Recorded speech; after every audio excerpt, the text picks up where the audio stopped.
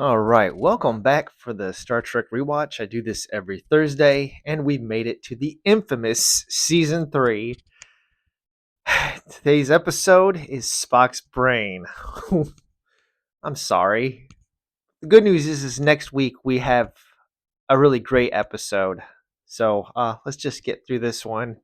Read the synopsis from Alan Asherman's Star Trek compendium here and give a few thoughts on this, and then you can leave a comment below telling me what you think about this atrocious episode. All right, here we go. Writer for this one was Lee Cronin. I think that was a pen name for Gene L. Kuhn. Not sure. Director's Mark Daniels. Sadly, this will be Mark Daniels' last episode as director. He was pretty unhappy with the budget cuts of season 3, and I think this episode in particular probably, yeah, I think this ended it for him. All right, star date 5431.4. While the Starship Enterprise is on a routine mission in deep space, a young woman materializes on the bridge and renders everyone on board unconscious. The bridge crew awakens to find Spock missing. Not true. He's in sick bay. So McCoy summons him to sick bay, where McCoy then informs Captain Kirk. Kirk is like, "Why is he on total life support?" And McCoy is like, "His brain is gone." Just like dun dun dun. You're like, oh boy, we are in for a ride, ladies and gentlemen. Um, the young woman that beamed on board the ship has stolen Spock's brain, and they have only 24 hours to find it before his body dies. Now, I don't understand why 24 hours. Initially, McCoy says he doesn't know how long Spock has. Then he says 24 hours, and I don't know. They find like 3 Class M planets in the same solar system, which is like 3 Class M planets. Wow, that's a lot of Class M planets. So Kirk basically has to play eeny, meeny, miny, mo, and use an educated guess as to which planet he thinks that the brain has been hijacked to. So Kirk follows the aliens' trail to the 6th planet in the Sigma Draconis system. McCoy fabricates a device to control Spock's brainless body. He's got a remote control for Spock. It's pretty insane. And then Kirk and Scotty beam down.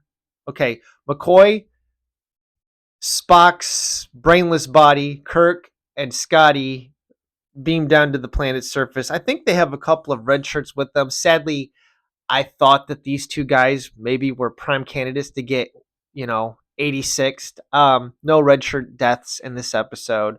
Our crewman death count remains at 46, coming out of last season. So, yeah. Let's see here. On the planet's surface, they discover a primitive all-male tribe, the Morgs, who are provided for by an underground race of beautiful women, the Imorgs, who live in a scientifically advanced environment that they do not understand. Wow. Led by Kara, the brain thief, the women are using Spock's brain to administer their planet's power. So they've got like Spock's brain wired into a computer system. So his brain is the controller that is now controlling the planet. Kara, she's wow. To say that she's vapid is an understatement. I mean, she's all like, brain, what is brain? It's just pretty insane. Um, I don't know what to say about it. After some difficulty, Kirk locates Spock's brain, and using a wondrous device called the Teacher, McCoy gains enough temporary knowledge to reverse Kara's damage and restore the Vulcan to normal. So McCoy puts this thing on his head that, I don't know, it looks like uh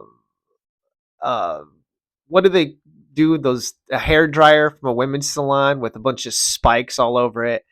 And he comes out of this thing going, yes, so simple. A child could do it.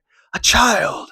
He starts operating on Spock's brain, trying to like put Spock's brain back into his body using this thing. And he begins to like lose the knowledge, and he's can't remember what he's doing.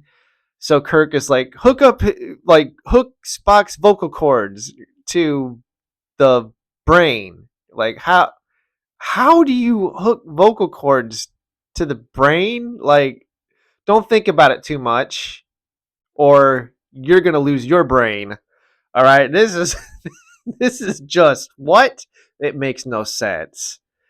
Um, okay, he ends up hooking up Spock's vocal cords, and Spock is all laying on the chair. Yes, oh yes, connect the ganglia to whatever, this, that, the medulla oblongata to, the, I don't know. He's just walking McCoy through it, which is just insane. This episode's insane, right?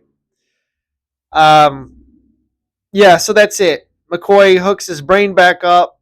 Kirk encourages the iMorgs to share their scientific knowledge with the Morgs to rebuild the civilization on their planet. It's pretty wacky. What else can I say about it? This has to be the dumbest episode of Star Trek that we have watched in our watch through. Uh, I'm not sure if this is the worst episode. The Space Hippies one is coming up this season, so we've got that. We got that one coming up. I don't know, ladies and gentlemen. We're in for a ride in season 3. There are a couple of gems in here. There's a couple of really great episodes. Spectre of the Gun comes to mind, the Enterprise incident. So it's not all a sea of garbage, but we are definitely in the nadir of Star Trek this week.